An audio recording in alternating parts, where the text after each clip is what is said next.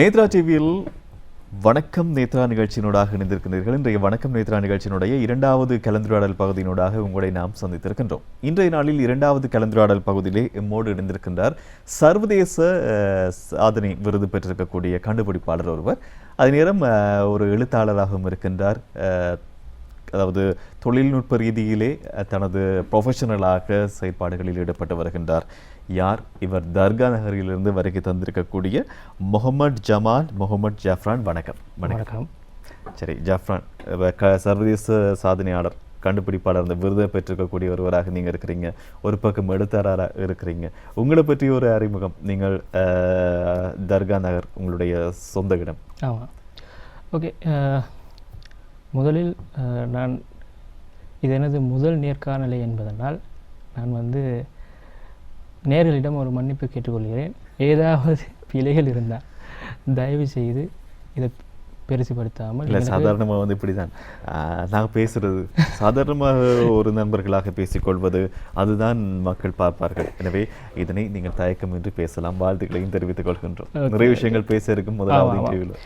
Okay, நீண்ட காலமாக வெறும் தோல்விகளை மாத்திரமே கண்ட எனக்கு பல தோல்விகளுக்கு பிறகு வருகின்ற வெற்றியின் சுவையை சுவைத்துப்பார் என்று வல்ல அல்லாஹ் எனக்கு இந்த சந்தர்ப்பத்தை ஏற்படுத்தி தந்தான். எல்லா போலும் இறைவனுக்கே அல்ஹம்துலில்லாஹ். எனது பெயர் ஜஃப்ரான் ஜமால். நான் களுத்துறை மாவட்டத்தில் உள்ள தர்கா நகர் என்ற ஊரில் வந்திருக்கிறேன். நான் 1998, அதாவது என்ற 3ஆம் வயதில் நான் பெம்பிரிட்ஜ் இன்டர்நேஷ்னல் ஸ்கூல் என்ற நேசரி நேசரிக்கு போனேன். பிறகு நிதி பற்றாக்குறையினால் நான் அரசாங்க பாடசாலைன தர்கா நகரில் அல்ஹம்ரா பாடசாலையில் தரம் 1 முதல் 11 வரை கல்வி கற்று எனது உயர்தரத்துக்கு நான் தர்கா நகரில் உள்ள சஹிரா கல்லூரி பயோஸ்ட்ரீமில் உயர்தரத்தை பெற்றிருந்தேன். அதில் தகுந்த எதிர்பார்த்த சித்தி பெறாமையினால், அது மட்டுமல்ல ஐடி இண்டஸ்ட்ரி, அதாவது ஐடி அதீத ஆர்வம் இருந்ததுனாலும் நான் அதை செகண்ட் ஸ்டேஜ் தேர்ட் ஸ்டேஜ் எதுவும் செய்யாமல் அதை அப்படி ஸ்டாப் பண்ணிட்டு என் ஃப்யூச்சரில் அதை கண்டினியூ பண்ணலாம்னு ஒரு ஆசை உள்ளது. ஏன்னா எனக்கு வைத்தியராகணும் பண்ணி ஒரு ஆசையும் உள்ளது. கொஞ்சம் வித்தியாசமானதான், ரைட்? ஸோ நான் என்ன செஞ்சேன்னா ஆஃப்டர் த ஏ லெவல் நான் ஐடி இண்டஸ்ட்ரிக்கு அதாவது ஈசாஃப்டில் ஹெச்என்டி முடித்தேன். அது களுத்துறை ஈசாஃப்ட். ஸோ அதை சக்ஸஸ்ஃபுல்லாக கம்ப்ளீட் பண்ண போகிறோம். அதில் எனக்கு நிறைய விடயங்கள் நான் கற்றுக்கொண்டேன். ஏன்னா அது சிலபஸ் டிஃப்ரெண்ட். என்னென்னா அதில் செல்ஃப் ஸ்டடி கொஞ்சம் அது என்ன மெருகூட்டிச்சு. ஸோ பழைய சிஸ்டத்தை விட இதில் எனக்கு நிறைய மெருகூட்டிச்சு. அதை அடிப்படையாக வச்சு நான் டிகிரியை கம்ப்ளீட் பண்ணேன், டாப்அப் டிகிரி. அதை கொழும்பு ஈசாஃப்டில் கம்ப்ளீட் பண்ணி அதில் ஆர்டிஃபிஷியல் இன்டெலிஜென்ஸில் ஸ்பெஷலைஸ் பண்ணினேன். ஸோ இது என்னுடைய எஜுகேஷன் பேக்ரவுண்ட். தற்போது நான் ஒரு சீரிய சாஃப்ட்வேர் கம்பெனி நடத்தி வருகிறேன். அதிலிருந்தும் என்னுடைய நாட்டுக்கு தேவையான சாஃப்ட்வேர்களை உருவாக்க வேண்டும் என்ற நோக்கத்தில் உருவாக்கப்பட்ட சாஃப்ட்வேர் கம்பெனி.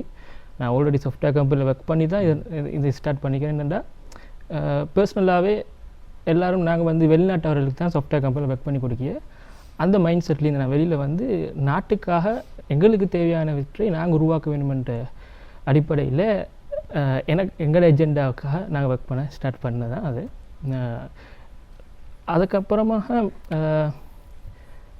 நாட்டுக்கு சேவை செய்ய வேண்டும் என்ற நோக்கில் உருவாக்கப்பட்ட ஒரு சங்கம் தலைவனாக இல்லை. அதான் பில் ஸ்ரீலங்கா என்ற சங்கத்தின் தலைவனாக இல்லை. சரி, ஒரு எழுத்தாளராக கூட இருக்கிறீங்க. ஒரு புத்தகம் ஒன்று வெளியிடப்பட்டிருக்கு. அது தொடர்பாக நாங்கள் பிறகு பேசலாம். அதுக்கு முதல்ல மொரோக்கோ நாட்டில் சர்வதேச கண்டுபிடிப்பாளர்களுக்கான போட்டி இடம்பெற்றிருந்தது. 68 நாடுகளுக்கும் அதிகமான மக்கள் போட்டியாளர்கள் கலந்து கொண்டார்கள். அதிலே உங்களுக்கு 3வது இடம் கிடைச்சிருந்தது. விருதும் பெற்றிருந்தீர்கள். அதற்கான விருதாக இது இருக்குது. குறிப்பாக இந்த உங்களுடைய சர்வதேச கண்டுபிடிப்பாளர்களே நீங்கள் பெற்ற அந்த விருதுக்கான காரணம், வெற்றியாளரானதுக்கான காரணம், 3வது வெற்றியாளராகிறதுக்கு காரணம் பனாமா, அதாவது அந்த நீரை எப்படி குறைக்கிறது என்ற ஒரு இதுதான். உங்களுடைய அந்த கண்டுபிடிப்பை பற்றியும் அதோடு சம்மந்தப்பட்ட அந்த உங்களுடைய அந்த விடயங்களை பற்றி நாங்கள் பேசலாம் தெளிவாக. இந்த இடத்துல நான் அதை பற்றி தெளிவாக பேசணும்னு சொல்லிய நோக்கத்தில் நான் இல்லை. என்ன ரீசன்டா நான் அந்த புத்தகத்தில் நான் வந்து ஒரு ஹைப்புக்கு வச்சுருக்கேன். ஹைப்புன்னு இல்லை, பட் அதுக்கு தேவை ஒன்று இருக்கு, அதுக்கு வச்சுருந்தேன். அப்போ அந்த கடந்து வந்த காலங்கள் அடிப்படையில் நான் வந்து சொல்வேன் என்னென்றால் இதை விட நிறைய விடயங்கள் புத்தகத்தில் உண்டு. ஸோ நான் இந்த இடத்துல அதை பற்றி டீட்டெயிலாக பேசினா எனக்கு அந்த புத்தகம் வெளியிடல தான் என்னமே இல்லை, நீங்கள் சாதாரணமாக சொல்லலாம். Okay right. அது என்னன்னு சொன்னால் அந்த கண்டுபிடிப்புக்கான நோக்கம் என்ன, எந்த ஒரு காரணம் உண்மையிலே அந்த நீரினுடைய இது கண்டுபிடிப்புக்கான நோக்கம் என்னன்னு சொன்னால் ரீசனாக நான் என்ன புத்தகத்தை வந்து இந்த புத்தகத்தை எழுத வேண்டிய ஒரு 4 வருட ஒரு கனவு இருந்தேன். புத்தகம் வேண்டி இல்லை, பட் 4 வருடமாக எனக்குள் மனதுக்குள்ள ஒரு என்ன சொல்ல ஒரு வைராக்கியம் வேண்டி வைத்துக்கொள்ளுங்களே, ஒரு வைராக்கியம் ஒன்று இருக்குது. இதை எப்படியாவது தீர்க்கணும், இந்த ஒரு பிரச்சனை ஒன்று இருக்குது, இந்த பிரச்சனையை எப்படியாவது தீர்க்கணும் என்ற அடிப்படையில் இந்த இது இருந்தேன். அப்போ நான் வேஷன்மேன் என்ற புக் ஒன்று எழுதினேன். அந்த புக் அதுதான் வேஷன்மேன். ஸோ அதை எடுத்து நான் டிரான்ஸ்லேட் பண்ணதுக்கு எங்களோட தர்கா நகரில் உள்ள ஹாஃபிஸ் சேருண்டு, அவர் ஒரு எழுத்தாளர் தான். அவரும் நிறைய புத்தகங்கள் வெளியிட்டார். அவர் அறிஞரும் கூட. எங்களோட தர்கா நகரில் அவரை பற்றி கேட்டால் நல்லா தெரியும். அவரிடம் போய் நான் சொல்கிறேன், சார் நான் இப்படி ஒரு புத்தகம் எழுதி எனக்கு இது இங்கிலீஷ் டிரான்ஸ்லேட் பண்ணி தாங்கன்று. அவர் அதை நான் வாசித்து என்னை அழைத்து ஒரு 8 hours எனக்கும் அவரும் ஒரு அறிவு சார்ந்த கலந்துரையாடல் தந்து அவர் சொன்னார், நீங்கள் நிறைய இடத்துல ஓகே, பட் என்னன்னு சொன்னால் சின்ன ஒரு இடம் கொண்டு வர இதில் வந்து நீங்கள் தட்டிட்டு போகிறீங்க, அதாவது மேலோட்டமாக போகிறீங்க, அது வந்து மக்கள் இதை ஏற்றுக்கொள்ள மாட்டாங்க, இது உங்களுக்கு ஒரு நெகட்டிவ் பாயிண்ட். அப்போ நான் அவரும் சவாலாக வச்சு என்னென்னா இது வந்து சாத்தியமில்லை இலங்கையில் அப்படின்ட்டு. நான் சொன்ன முடியும், என்னாலேயும் சாத்தியமற்றவைகளை சாத்தியமாக்க முடியும். அதாவது எறும்பூர் ஊற கட்குழியும், அந்த பழமொழிக்கு ஏற்ப நான் ரைட் நான் உங்களோட சவாலை நான் ஏற்றுக்கொண்டு ஒரு 3 to 4 daysக்குள்ளே ரீஒர்க் பண்ணேன். அந்த ரீஒர்க் பண்ணினத்தில் இந்த இன்வென்ஷன் உள்ளார். அப்போ அவர் அந்த நேரம் அதை சுட்டி காட்டலைன்னா, அந்த சவாலை தரலைன்னா இந்த இன்வென்ஷன் வேண்டியது இல்லை. ஸோ இதனால தான் நான் வந்து இந்த இன்வென்ஷனை பற்றி நிறைய விளக்கம் இந்த இடத்துல விருப்பப்படலை. அந்த புக்கை ரீட் பண்ண பிறகு இன்ஷால்லா இன்னொரு காணொலியில் நாங்கள் அதை பற்றி தெளிவாக பேசலாம். பட் நான் ஒன்று சொல்கிறேன் என்னென்னா, எங்களோட உலகத்தில் நிறைய விஷயங்கள் இருக்குது. இது எப்படின்னா எல்லாமே அமெரிக்கா இல்லாட்டி வெளிநாடுகள் இருந்து அவர்கள் மாத்திரம்தான் இதெல்லாம் உலக குறைகளை கண்டுபிடிக்க முடியும். எங்களெல்லாம் யூஸ் பண்ணி வந்து ஜஸ்ட் அவங்க தூக்கி வீசுறது தான் எங்களோட நாட்டுக்கு வரும். அதுதான் ஆனால் எங்கள் நாட்டுக்கு வரும்போது அது என்னது ஃப்ரெஷ்ஷாக எங்களுக்கு ஃபீல் பண்ணி. ஸோ இது ஒரு பெரிய ஒரு கெப் ஒன்று இருக்குது. இந்த கெப்பை நாங்கள் ஃபீல் பண்ணணும். அப்படின்னா அவங்க வந்து அமெரிக்கா இன்றைக்கு என்ன டெக்னாலஜியோ, இப்போ இன்றைக்கு augmented reality institute of technology, அந்த டெக்னாலஜி இங்கே வந்து நாங்கள் இங்கே எங்களுக்கு ஸ்டார்ட் பண்ணிட்டேன் எங்கள் ஸ்டூடெண்ட்களுக்கு. ஸோ அந்த கெப் வந்து க்ளோஸ் ஆகிடும். ஸோ எங்களுக்கும் ஒரு அவர்களை அதை பின்தங்கி இருக்கிறாங்க அவசியம் இல்லை. இப்படியான சிந்தனைகளில் தான் நான் இந்த சிந்தனையிலெல்லாம் விதைக்கணும் என்று சொல்லி ஒரு நோக்கத்தில் நான் இந்த புஸ்தகம் இந்த புக்கலின்னு வந்து இந்த நோக்கத்தில் தான் நிறைய நோக்கங்கள் இருக்குது. இதில் அதில் ஒன்று இது உலக சான்றிதழ் 2 கிடைச்சிருக்குது. அது பார்க்கலாம். முதலாவது சான்றிதழ் இது அதுக்குரிய மெடல் இதற்கான இது உங்களுக்காக வழங்கப்பட்டிருக்கின்றது. இது பற்றி நீங்கள் சொல்லலாம். இது கண்டுபிடிப்புக்காக வழங்கப்பட்டது. இதில் என்னன்னு சொன்னால் தற்போது பனாமா வாட்டர் வேஸ்டேஜ், அதாவது நீர் விரயம், பனாமா கால்வாய் தற்போது பனாமா கால்வாய் இயங்கிக் கொண்டிருக்கிறதால அந்த பனாமா நாட்டில் நிலத்தடி நீர் வந்து குறைஞ்சி போயிருக்கு. இது நிறைய பேருக்கு தெரியாது. ஏன்னா வளமைக்கு வந்து பெரிய நாடுகளில் வந்து நாங்கள் ஆராய்தல் நாங்கள் உள்நாட்டுக்குள்ளேயே சுற்றிடுவோம். இது கொஞ்சம் வித்தியாசமாக இருக்கணும்னு சொல்லி அப்போ இந்த கண்டுபிடிப்பால் உலகத்திட குடிநீர், அதாவது குடிநீர் விரயத்தை குறைக்கிறதுன்னு சொல்லி தான் எனக்கு இந்த சான்றிதழ் தெரிஞ்சது. இந்த சான்றிதழ் அந்த சான்றிதழ் அதுவும் அதே இதுதான், இந்த சேம் தான். பட் அதுக்கு மாஸ்டர் ஆஃப் இனோவேஷன் சொல்லி மாஸ்டர் ஆஃப் இனோவேஷன் அப்படின்றது கண்டுபிடிப்புக்காரருக்கான இது அதற்கான மெடல் வழங்கப்பட்டிருக்கின்றது. அது மெடலும் வழங்கப்பட்டிருக்குது. வாழ்த்துக்களை தெரிவித்துக் கொள்கிறோம். இதற்கிடையில் உங்களுடைய கண்டுபிடிப்பில் அது எழுத்து ரூபத்திலே வந்துட்டு இருக்குது, எழுத்தாளராக எழுதி கொண்டு இருக்கிறீங்க. இந்த ஏஐ தொழில்நுட்பம் பற்றி உங்களுடைய தொழில்துறை சார்ந்த ஒரு விடயம், ஏஐ தொழில்நுட்பம், தற்போதைய ஏஐ தொழில்நுட்பம் பற்றி என்ன சொல்ல போகிறீங்க? நான் இதை உண்மையாக சொல்லவா பொய்ய சொல்லவா? சாதாரண வழியில் நீங்கள் பகிர்ந்து கொள்ளலாம் நீங்களோடு. நான் அதில் ரிசர்ச் பண்ணி அந்த அடிப்படையில் எனக்கு வந்து உண்மையை சொல்லணும்னு சொன்னால் எங்களோட அறிவை வந்து மக்க வைக்கிறதுக்கு காண தொழில்நுட்பம் தான் இதான் உண்மை. இதுக்கு நான் நிறைய உதாரணம் காட்டுவேன் இன்ஷா. என்ன நான் ஜஸ்ட் எனது சிந்தனையில் out of the box projects, அதாவது நீங்கள் ப்ரெசென்ட் பண்ணுறத நான் பார்க்க மாட்டேன், இதை ரிவர்ஸ் இன்ஜினியர் பண்ணுவேன். சாரி, அதை நான் நேரலுக்காக சொல்கிறேன் வந்து ரிவர்ஸ் இன்ஜினியர்னு சொன்னால் முடிவிலிருந்து பின்னோக்கி போய் ஏன் இது வருது, அதோட கரு என்ன, இதனை பற்றி ஆராயுது. அப்போ எங்களுக்கு ஈஸியாக விளங்கிடும். இந்த ப்ரொபகண்டாக்கள் நாங்கள் மாட்ட மாட்டோம். ஸோ அந்த அடிப்படையில் மைக்ரோசாஃப்ட்டுக்கு போகிற இன்னொரு சாஃப்ட்வேர் வரத்துக்கு ஒரு இடம் எடுக்கல. என்ன ரீசெண்டாக அப்போ அவங்க அந்த காலத்தில் அதுக்கான ரிசோர்ஸ் இருந்துருச்சு, அதை அவங்க யூஸ் பண்ணி டெவலப் பண்ணினடா. இப்போ ஃப்யூச்சரில் இப்போ நாங்கள் ஏஐக்கு போனோம்டா நீங்கள் கோடிங் பண்ணவே தேவையில்லை, கொமாண்ட் ப்ராம்ப்ட் கொடுத்துருக்கு. என்ன நடக்குமெண்டா உங்களுக்கான ரிசல்ட் வந்துடும். உங்களுக்கு வெப்சைட் வேணுமா ப்ராம்ப்ட் அடிங்க, அப்போ உங்களோட நாலேஜை வந்து என்ன செய்யுதுன்னா சுருக்கிடுவாங்க. அப்போ இதனால் சிந்தனையாளர் புதிய கண்டுபிடிப்புகள் வருமா? அது என்ன ஹையர் லெவல், அதாவது ஐடி இண்டஸ்ட்ரியில் ஹை லெவல்னு சொன்னால் இல்லேசி கொஞ்சம் மாற்றி வரும். லோ லெவல்னு சொன்னால் கஷ்டம், கடினமானது. அதாவது இப்போ லோ லெவல் லாங்குவேஜ்னு சொல்லிக்கும் அசெம்பிளி லாங்குவேஜ், அது 0-1 பைனரியில் வரும். உண்மையில் இதை நாங்கள் படித்தா மட்டும்தான் எங்களுக்கு ஒரு C++ இன்னொரு C++ உருவாக்க முடியும், இன்னொரு C# ஒரு லாங்குவேஜ் உருவாக்க முடியும். எங்களோட நாட்டுக்குன்னு சொல்லி இப்போ சிங்களத்தாலே எங்களுக்கு கோடிங்கள் எல்லாம் இது இருந்தண்டா, தமிழாலே கோடிங் எழுதலாம், இந்த அறிவு இருந்தண்டா. இதை மறைக்கணும் என்ற ஒரு நோக்கத்தில் வெளிநாட்டிலிருந்து, அதாவது அதுதான் அந்த என்னோட புஸ்தகத்தில் நான் நிறைய விஷயங்கள் சொல்லுவேன். அப்போ இந்த ஜெனரேஷன் கெப்பொன்று உருவாக்குவாங்க. அப்போ நாங்கள் வந்து பார்த்தோன்னா ஃபஸ்ட்டோடு இல்லேஷ் ஆகிருக்கே, சாஃப்ட்வேர் இண்டஸ்ட்ரி வெரி ஈஸி இப்படி தான் நினைப்பான். எனக்கும் இந்த சாஃப்ட்வேர் இன்ஜினியர் ஆகிடலாம், பட் உருவாக்க முடியுமா? உருவாக்க முடியாது. அப்போ இதில் வந்து ஒரு மாஸ்டர் மைண்ட் விளையாட்டு, அந்த அவுட் ஆஃப் த பாக்ஸ் தான் நான் பார்க்குறேன். என் பார்வை வந்து அதுதான். பொதுவாக இந்த வெளிநாடுகளில் வந்து பார்த்திங்கன்னா இருந்தால் முக்கியமான முன்னணி நிறுவனங்களில் ஊழியர்கள் குறைப்பு, ஊழியர்கள் வேலைகளை தங்களுடைய தொழில்களை இழந்திருக்கிறாங்க. அது நேரம் ரோபோக்கள் உருவாக்குவது எதற்காக? வேலை சுமையை குறைப்பதற்காக. இப்பொழுது இந்த தொழில்நுட்பம் வந்து முற்றுமுழுதாக அதனுடைய ஆதிக்கம் செலுத்தி ஒருவரும் தங்களுக்கான உழைப்பை தொலைத்து விடுவார்கள் என்பதுதான் உண்மை. இன்னொரு எழுத்தாளராக உங்களுடைய புத்தகம், அதாவது இலங்கையை வல்லரசாக்குவது, அது பற்றி நாங்கள் நிறைய பேசலாம். இலங்கை எப்படி வல்லரசாக்குவது, இந்த புத்தகத்தில் எப்போ வெளியிட்டிருந்தீங்க, அது பற்றிய? உண்மையிலே அந்த புத்தகம் வந்து இன்னும் வெளியாகவில்லை.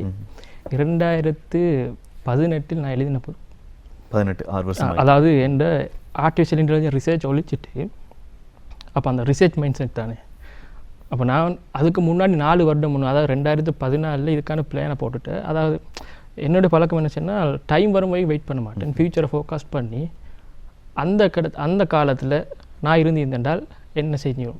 அப்போ இந்த டைமில் எனக்கு ஃப்ரீ இருக்குன்னு நான் அதை வந்து கட் பண்ணி விஷன் பண்ணி நான் இங்கே அதுக்கான தயாரிப்புகளை தயார் பண்ணிக்கொள்ள. ஸோ அந்த அடிப்படையில் நான் 2014 ஒரு இன்சிடெண்ட்டால் தான் இந்த இலங்கை எப்படி வல்லரசாக்குவது என்ற புஸ்தகத்துக்கு புக்குக்கு நான் வந்து அதாவது எழுத்தாளராக உள்வாரேன். அது உண்மையிலே நான் ஏற்கனவே கூறின போல் ஒரு ரிவர்ஸ் இன்ஜினியரிங் கான்செப்டால் தான் வருது. 2014 6ஆம் மாதம் 15-17 இந்த நாட்களில் எங்கள் ஊரில் தர்கா நகர் என்ற ஊரில் இனப்பிரச்சனை, சிலருடைய சுயநலத்துக்காக இனப்பிரச்சனை தூண்டிவிட்டாங்க. இதில் நான் பாதிக்கப்பட்டேன். என்னுடைய A லெவல், அதாவது வெறும் 2 மாதம், 6ஆம் மாதம் 8ஆம் மாதம் A லெவல், என்ன பயோசயின்ஸ். அப்போ என் மைண்டில் அவ்வளோ விஷயங்கள் இருந்து மட்டுமே டிஸ்ட்ராய். என்னடா இன்னும் வாழ்க்கை, நான் இவ்வளோ காலம் கண்ட நண்பர்களின் சின்னாக்கள் எல்லாம் இன்னும் எதிரியாக பாக்கி. அப்போ இது வந்து உண்மையிலே என்னால் ஏற்றுக்கொள்ளல. வெளியில் போயில என்னோட சுற்றி இருந்த நண்பர்கள் காலின்றி ஊனமாக இருந்தேன். என்னோட நல்ல ஃப்ரெண்டாக இருந்தேன். என் ஃப்ரெண்டு கால் இல்லை, 2 ஃப்ரெண்டு கால் இல்லை தர்காட்டோனில் இந்த பிரச்சனையால். 2வது விதவையாக்கப்பட்டேன். எங்கள் சகோதரிகள் விதவையாக்கப்பட்டேன். இது இப்படியே விட்டால் இது ஒரு நாட்டுக்கு நல்லவும் இல்லை. உதாரணம் நான் சொல்கிறேனே, இப்போ இந்த 5 விரல், இந்த விரல் வந்து பெருசுன்றதுக்காக இந்த விரல் தேவையில்லைன்னு சொன்னண்டா இந்த கையண்டிய புரோசனமா? அப்போ பல்வேறுபட்ட மக்கள் இருக்க நாட்டில் இந்த சிறுபான்மை பெரும்பான்மையான கான்செப்டுக்கு இடமில்லை. சரி, அதை எண்ணி அதுக்கான விடயங்களை உள்வாங்கி தான் இந்த இலங்கையை வல்லரசாக்குவது அப்படின்ற ஒரு புத்தகம் எழுத ஆரம்பிச்சிங்க. ஆமாம், அதில் இன்னொரு விடயம் இருக்கு. நான் அதையும் கூற வேணும் கட்டாயம். இந்த இடத்துல பதிய விடம் என்னென்னா, இதுக்கு என்ன ரீசன், கருவை கண்டுபிடிக்கணும். இந்த ஈவெண்ட்டுக்குரிய கருவை நான் கண்டுபிடிக்கணும். இது நான் இனத்துக்கு துவேஷத்துக்காக அதுக்காக பேச வரல. நான் இது அந்த இலங்கை வல்லரசாக்கு என்று அந்த கான்செப்டு தான் நான் போகிறேன். ஏன்னா இதுகால வரைக்கும் நான் எனது அம்மாயிடம் கூட நான் இதை பற்றி நான் பேசலை. ஏனென்றால் நிறைய பேர் நினச்சிப்பாங்க நான் வந்து புக்களின் நோக்கம் வந்து என்ன எழுத்தாளர் என்று காட்டிக்கொள்ள. அது இல்லை, இதுகால வரைக்கும் நான் சொல்லவே இல்லை. ஏன்னா அதுக்கான ஒரு இடத்துக்கு நான் வரணும். அந்த இடத்துல தான் நான் இதை பற்றி பேசணும். அப்போ தான் இதுக்குரிய வேர்த் அதை ஃபீல் பண்ணிடணும் நல்லா. ரைட், நான் விடயத்துக்கு வரேன். இதை ரிவர்ஸ் இன்ஜினியர் பண்ணி, இந்த கான்செப்டை ரிவர்ஸ் இன்ஜினியர் பண்ணி இதற்கு அப்புறம் ஒரு போதும் இந்த மாதிரி பிரச்சனை வரக்கூடாது. அதுக்கான காரணம் என்னத்தை கண்டறிஞ்சேன். அதுதான் எங்களோட மக்களுடைய மடைமைத்தனம். அது நான் இன்னொரு வாயில் சொன்னால் அறியாண்மை, இல்லாட்டி முட்டாள்தனம். ஏன்னா இவ்வளோ காலம் இருந்ததை ஒரு செகண்டில் மாற்றி பண்ணிச்சேன்னா அப்போ அவ்வளோக்கே பிரித்தால தெரியாவா? ஒரு தலைவர் உண்டு. ஏன்னா தலைவர்கள் என்பது எல்லா நேரமும் நல்லவர்கள் இல்லை. இதை நாங்கள் முட்டாள்தனமாக நம்பினா, தலைவர்களை முட்டாள்தனமாக நம்பினண்டா எங்களுக்குள்ள அந்த வை என்ற கொஸ்டின் வரலாட்டி இந்த மாதிரி பிரச்சனை நிறைய வரது வாய்ப்பு இருக்கு. ஸோ நான் என்ன சொன்னேன், அந்த வேற பிடுங்கணும். இல்லாட்டி அது புதிய கிளையாக வந்து புதிய வடிவத்தில் வேற ஒரு காலத்தில் வரும். வேற பிடுங்கணும். அப்போ இதுக்கு உண்மையான சொல்யூஷனை கொடுக்கணும். அதுக்காக தான் இந்த புக்களினை, அதுக்கு தான் இலங்கை எப்படி வல்லரசாக்கு என்ற ஒரு இலட்சிய பாதை எடுத்தேன். என்னென்றால் எனக்கு ஒரு ஓட் போட உரிமை இருக்குன்னு சொன்னால் எனது நாட்டுக்கு ஒரு இப்படியான பிரச்சனைகள் வரணும். அவங்க சுயலாபத்துக்காக வருதுண்டா அதை தடுக்கிறதுக்கு நான் ஒரு காரியம் செய்யணும். ஒரு இளைஞன் அடிப்படையில் ஏன்னா நாட்டோட வளர்ச்சிக்கு நான் என்ன செஞ்சேன்னு என்னட்ட கேட்டுக்கொண்டு நான் அதனால் எனக்கு வந்த அதற்கான பதில் தான் இந்த புக். அதே போல் எல்லா இளைஞனும் கேட்க வேண்டும் என்றதான் என்னோட கருத்து. சரி, இப்போ அடுத்ததாக ஒரு கண்டுபிடிப்பாளராக நீங்கள் தொடர்ச்சியாக எழுத்தாளராக அந்த கண்டுபிடிப்புகளினுடைய விடயங்களை எழுதி வாருங்க. அடுத்து உங்களுடைய திட்டம் என்ன? இன்னும் 2-3 நிமிஷங்கள் இருக்குது. எது சம்பந்தமாக கேட்குறீங்க? தொழில் ரீதியிலும் உங்களுடைய அடுத்த இலக்கு? நிறைய இலக்கு இருக்குது. இம்மீடியட்டாக நான் ஸ்டார்ட் பண்ணதுக்கு வந்து ரைட், இப்போ நான் வந்து மக்களை தெளிவுபடுத்திட்டு வாட் இஸ் நெக்ஸ்ட். அப்போ இதுக்கு வந்து மல்டி டேலண்டட் பீப்புள், அதாவது 5 விளையாது 50 விளையுமான ஒரு பழமொழி உண்டு. அதனால் இப்போ நான் இப்போ இருக்கிற ஜென்ரேஷனை டச் பண்ணியதே இல்லை. என்றால் விளையாது, அதை பழமொழியை சொல்லிட்டாங்க. ஸோ இவங்களுக்கு இல்லாமல் ஃப்யூச்சர், அதாவது 5 அந்த 5லிருந்து நான் என்ன செய்யணுமெண்டா ஒரு 1000 பீப்புள்ஸை மல்டி டேலண்டட் பீப்புளாக மாற்றணும். அதாவது நாட்டுக்கு தலைவர் தேவைன்னு உண்மை தானே, ஜனாதிபதி தேவை, எல்லா இடத்துலையும் தலைவர் தேவை. அந்த தலைவர் வந்து அதுக்கான பிரத்யேகமான ஒரு பாடசாலை எங்கள் நாட்டில் உண்டா? எனக்கு தெரிஞ்சாலும் இல்லை, உங்களுக்கு தெரிஞ்சாலும் இல்லை. சின்ன வயசுலேருந்து லீடர்ஷிப். அப்போ நாங்கள் இந்த எலெக்ஷனில் வைக்கணும். அந்த ஸ்கூல்லேருந்து வர்றது எல்லாமே லீடர் தான். நாங்கள் இந்த பார்ட்டியெல்லாம் பின்னால் போகணும். நாங்கள் எதுக்கு அவங்கள்ட்ட இந்த லீடர்ஷிப்பை பார்லிமெண்ட் புதுசாக கூடின பார்லிமெண்ட் ட்ரைனிங்கே வைக்கணும். எல்லா ட்ரைனிங் அங்கே வச்சுட்டுண்டா அந்த ஸ்கூல்லேருந்து வருவாக்கள் தலைவர்கள். நீங்கள் சயின்டிஸ்ட் ஸ்கூல். இந்த மொழி வேற்றுமை, தமிழ் சிங்களம் இப்படி இந்த எந்த பாகுபாடுகளுக்கு அவசியம் இல்லை. நாடு ஒன்றுபடணும் என்றால் வித்தியாசமான இந்த ஒரு எஜுகேஷன் சிஸ்டம் ஒன்று மாறணும். நான் உண்மையிலே எழுதின முதல் புக் என்னோட மாடர்ன் எஜுகேஷன், அதாவது எஜுகேஷன் ரிவல்யூஷன்.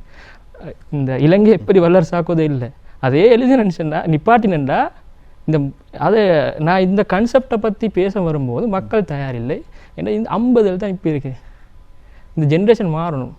அப்போ இவர்களை வந்து மடைமைத்தனத்தில் வெளியில் கொண்டு வந்தால் தான் இதுக்கான விடையை எனக்கு காணலாம்னு சொல்லி இந்த கருத்து. சரி, இப்படி இருக்கும்போது அந்த உங்களுடைய விருதுகளை பெற்ற கண்டுபிடிப்பாளரான அந்த விருதுகளை பெற்றக்கூடிய பனாமா அதனுடைய இதுவும் தொடருகின்றது. அது இப்போ நீங்கள் முடிக்கிறதுக்கு பிளான் பண்ணியிருக்கிறீங்க உங்களுடைய புத்தகம்? இன்ஷா அல்லாஹ் அதாவது நான் இதற்கான நிறைய 6 வருடங்களாக இந்த புக்கை வெளியிடத்துக்கு எடுத்த முயற்சிகள் எல்லாம் தோல்வி. அதுக்கு ஒரு ரீசன் உண்டு. எல்லாம் அதை எழுதுறதுக்கு அந்த இறைவனுக்கு அதை எப்போ வெளியாக்க வேண்டியதும் தெரியும். அப்போ தான் அதுக்குரிய மதிப்பு. அதற்கான இடம் அமையாத வரைக்கும் அதுக்கு செல்வாக்கு இல்லை.